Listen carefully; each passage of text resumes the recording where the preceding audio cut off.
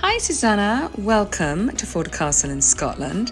I remember when you and Stacey shot me and my dogs for your At Home in the English Countryside book, which I love. And now here you are visiting one of my favourite places on the planet. I'd really love to explain about the history of Ford Castle, but before I do that, let me explain where it's located. It's about an hour and a half from Edinburgh and 40 minutes from Balmoral, which, as you probably know, where the Queen has one of her residences. So it was built in 1560 by James Ogilvy, the 5th Lord of Airlie, and it was burnt down in 1640 by one of the Campbells. These are all clans of Scotland. And it was really rebuilt by my father, who bought it in 1988, who really lovingly and painstakingly restored the castle back to its original former glory, where I eventually took it over from him and decided to do all the interiors. And really my plan was to create a 21st century comfort, really maintaining the original complete authenticity and the castle's original history. You know, I really wanted to keep it for a legacy for my kids and my siblings, and we're a big family. We were 6 brothers and sisters, and we've all got now 2 or 4 kids each. So coming up for the summer holidays, it's an absolute mad party, because it's a small place to house, I think, 24, even 36 of us sometimes when the cousins come. It's been renovated by me inside, I think, 3 times now. What I didn't realise, first of all, is the staircase is left-handed swordsman, because that's what the original Lord Ogilvy was. Makes it quite difficult to get pieces of furniture up there. The first time I did it, it was a disaster. I had to cut every piece of furniture in half and glue them all together. So that was my biggest lesson in life. Measure twice. One of the main rooms in the castle is obviously the Laird's room, and this is where everybody sits. We call it the Great Hall.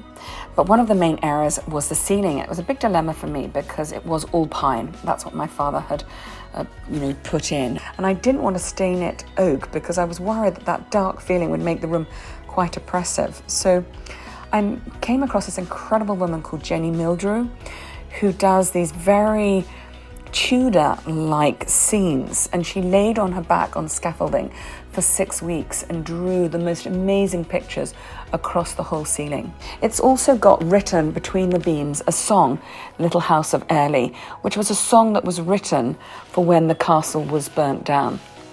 And every summer when my brother comes, he sings it at a dinner party. It's quite entertaining. As the years went on and I started to spend more time there, was to make it a little bit more luxurious. And one of the biggest problems I had was our heating bill was furiously expensive. So what I decided to do was to pad the walls and insulate them. And I then covered each wall in each room with a different material. We have a lot of beautiful wool and cashmere in Scotland, and I decided to work very closely with the local mills to come up with some fabric materials to cover the walls. It's made the place look, first and foremost, very cozy, very warm, very inviting, but more importantly, it keeps the heat in, and that really was my main goal. This used to be my father's study, and then I turned it into another bedroom. It's a very special room for me because I pretty much spent most of my youth in it. It was from a shipwreck, and all the wood was made in to make a bed. It's not very stable, but again, I've got all the most amazing de la Cogne paisleys. I just love their fabrics. I've also used a lot of local mills, and this rug is from Anta, a local supplier. This is the only painting that I have to really show how the castle was when we found it. It really was very, very derelict, and a little bit more farmland here. And this is a picture of my father and a bronze of my father. And he really is the inspiration behind building this magnificent castle. So this is my brother's bedroom, Sebastian. And what I love about this room is that he was actually born in this bed. Again, you can see that I've used a beautiful de la Cogne paisley. And this I love. It's a freestanding wardrobe, but it looks like a castle. I just love it. So this is my sister's bedroom, and I've used really a dusky pink lilac room. Love this four-poster bed. What's quite unique about it, as you can see, it was quite difficult because we had eaves in the ceiling here. So we've created a bed that literally curves into the walls. It's absolutely beautiful. So this is the Laird's room. This is without a doubt my most favourite room in the house. It's absolutely huge. It spans across the whole width of the castle. And one of the things that I love most is this incredible four-poster bed. It's made by Ralph Lauren, and it had to be cut in four to get it up the staircase. It's so high, it's up to my hips, that I had to create these steps in order to get into bed. That's quite a laugh. But I love this feature. I hope you can see that, the rose up onto the ceiling here. And that's a beautiful wool silk. I love the claret colour. We did put in a freestanding bath and these gorgeous showers, which I think look quite in keeping with the period, and they are from Drummond's and they're just fabulous. So this is my brother Julian's bedroom. This is actually where I normally sleep. Unfortunately, my brother Julian passed away at the age of 30 in Belize. He was a captain for the Army Air Corps. So it's become a bit of a shrine for him. If you look around the room, you'll see it's got all his portraits on the walls.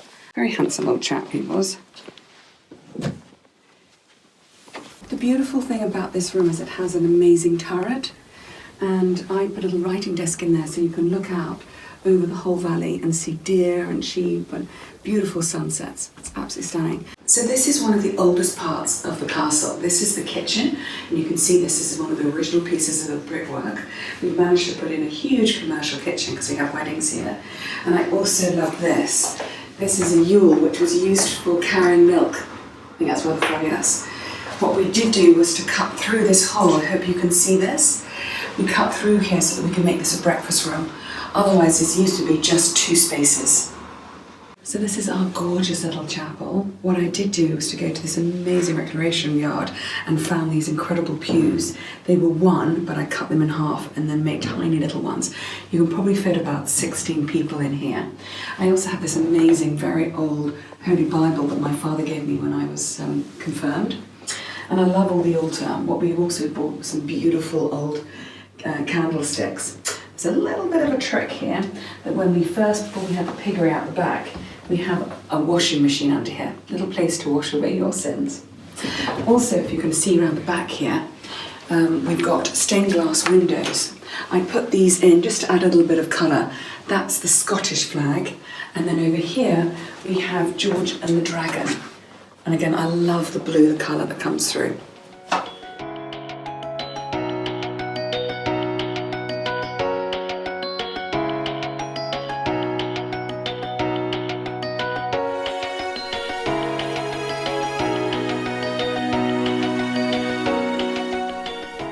Don't miss another video visit. Click on the orange Q to subscribe and have Quintessence virtually delivered from our doorstep to yours.